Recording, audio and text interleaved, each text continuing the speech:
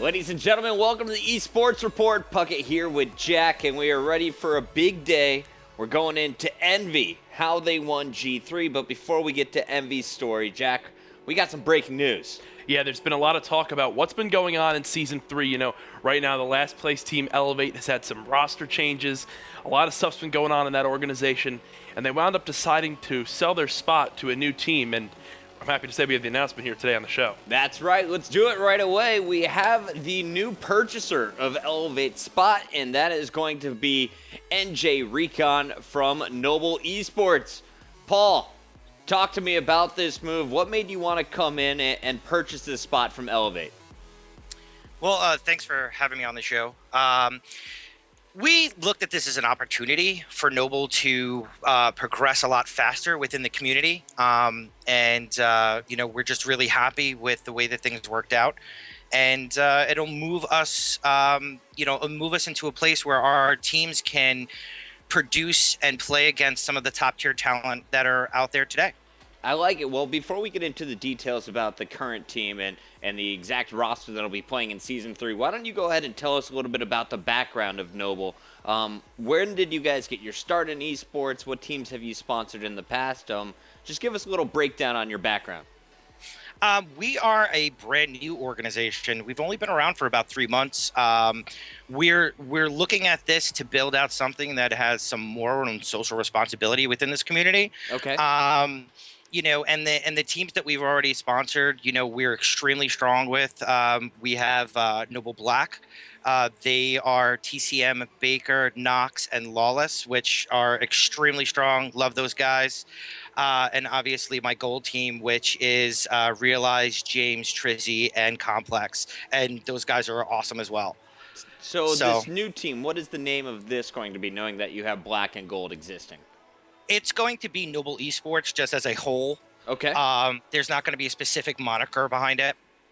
Makes sense to me. Well, we got some details of how the rosters are going to work, and I talked to the commissioner before this. He said that Noble will, of course, acquire Elevate's starting roster as well as the substitutes. However, trades are available right now, and you're able to trade for anyone who's on a starting lineup or currently a sub in Season 3. However, you can't add anyone who is not in Season 3 at the moment. Have you guys thought of who is going to be on the starting roster? What's kind of the plans for this organization? Well, we're currently under construction with this. We have a number of people that have automatically come to us and said that they wanted to play. We're building this out the best way possible and putting together a team that have currently played together and will do the best that they possibly can to achieve the goals that we're looking for. Well, yeah, I think what's really interesting here is, as you mentioned, the two other teams, Gold and Black. How's that going to play here? We've seen in other organizations when one of the squads, like Curse Orange, didn't make it into Season 3, they wound up deciding to drop it. How do you plan on supporting those teams, even if they aren't on the big stage for this season? I love all my guys. They know that they have a home no matter what. We've made that very clear to them. It's at their discretion what they would like to do at this point. I will keep supporting them as players within the organization. I have one of the best management teams out there today, I feel. So they can pretty much decide their fate at this point. They don't have to go anywhere if they don't want to. All right, so pretty exciting stuff. You guys now have the spot. You're coming in 0-8. Was this something you were worried about when you were in talks with Elevate about the purchase? I think it's a very long season. I think that 0-8 can be very easily overcome with the right group of people. And we're going to do the best that we can and try to look at the overall community and say, hey, listen, we came in, we're here now, and let's just move forward and put on a good show for everybody. Well, I'm excited to see who comes out as your starting lineup, and if you go after any players that are currently subs on other teams to try and bring them in. So best of luck in Season 3. Welcome to Season 3, I should say, here for MLG's COD League. Any final words before we let you go, Paul? Once again, just thanks for the opportunity. I think that we're going to do the best that we possibly can for the community itself, and to put on a great show for MLG and for everybody out there. We appreciate all the support that's been coming our way, and look forward to the competition. I appreciate it. Paul, before I let you go, my producer's asking me to ask you this question. UMG is coming up on the 22nd of August. Do you have any plans for Noble to be attending that event? 100%. All right, and do we know which lineups are going? What I can tell you as of right this second, that we definitely will have our Black Squad there. Just with looking at what's happening here with going into season 3, we're going to make sure that we can put as many teams as possible there. So I can confirm 100% that Black will be there right now.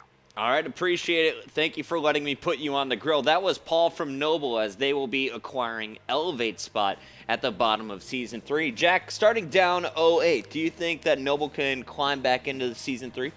Paul made a great point there with 0-8. It's definitely something that they can come back from to a certain extent. Now, I'm going to tell you right now, there's a lot of great teams in this league, so it's going to definitely be a very tough challenge to be able to bounce back from this. I'm excited to see how they stack up. I'm excited to see how this whole puzzle here of different teams and all these players and trades goes down, and kind of how they wind up forming this roster. I think they can definitely make a name for themselves, but if it has to be done in the right way, and it can't just be kind of we're here and then still do terribly and go now 0-16. I don't think that's what they want to do. Well, we know that the existing roster for Elevate has kind of just been thrown in all different directions. Elevate, losing Mad Cat early on, and then Gucci, Chino, everyone talking about where they want to go. Nifty even rumored to wanting to leave this team.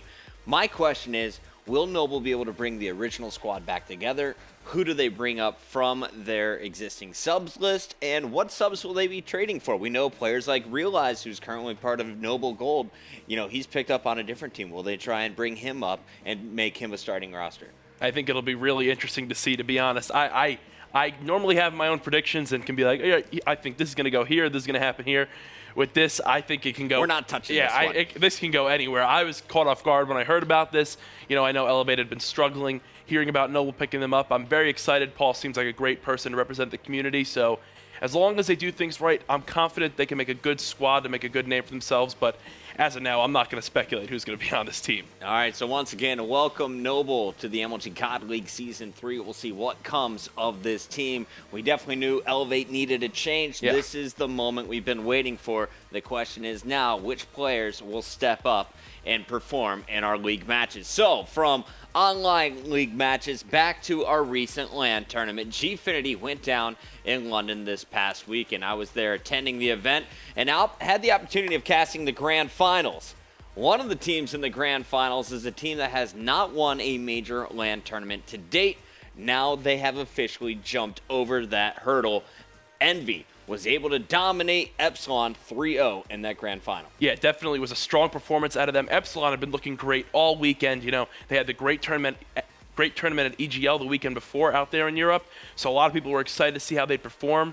After 4 European teams wound up getting eliminated in the group stages, things were looking a little grim for that continent, but they wound up bouncing back for them. It wasn't enough in the finals as Envy just really took over, and that's why today we wanted to take a look at why Envy was so strong, why they were so dominant, and really break down each game mode and what just made them so great this past weekend. All right, Jack, so let's start it off by taking a look at this roster. Of course, you have the captain, Merc, playing with Nameless. These are the only two players that were at the Call of Duty Championships for Envy, and they went after some serious slaying power, adding JCap, formerly of FaZe Red, and Formal, who came over from FaZe Black.